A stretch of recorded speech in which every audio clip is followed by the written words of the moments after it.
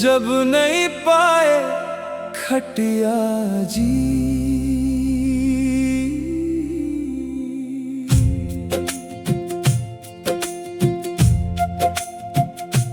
घर में सगा बरोबर आथे, जब हो जाते परदेसिया जी।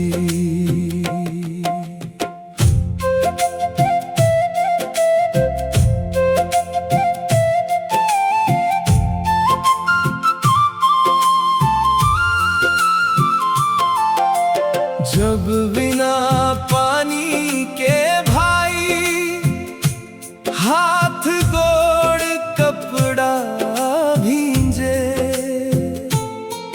भरे धूप मछानी टपके, बारिश बिना बदन भींजे। बिना बारिश के सूखा गे जैसे नदिया नरवा तरिया जी। घर में सगा बरोबर आथे, जब हो जाते परदेसिया जी।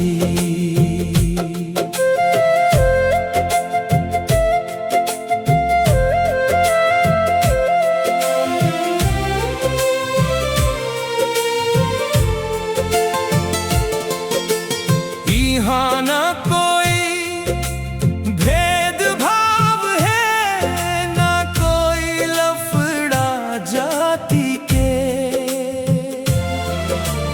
ये दूबीता पेट सिखाते, पहली पूजा होते रोटी के।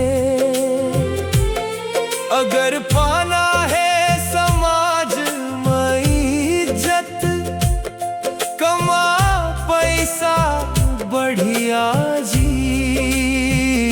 घर में सगा बरोबर आथे, जब हो जाते परदेसिया जी।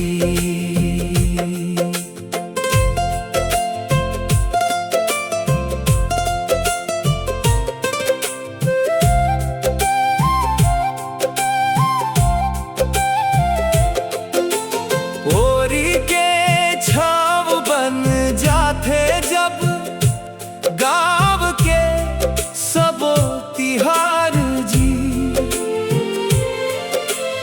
अंत में जब अकेला बचबे तका जीत औका हार जी। एक एक कपड़ा मसाल निकल गे, रिहिस है पहली तेसिया जी।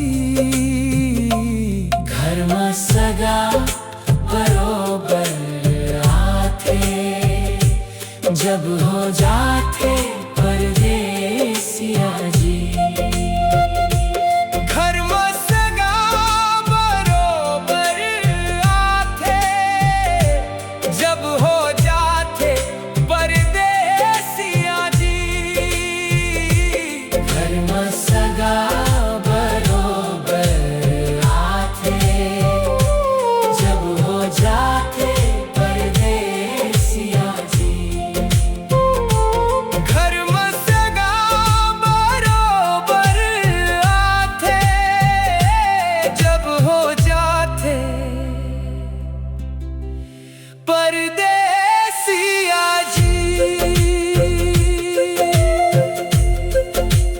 जी।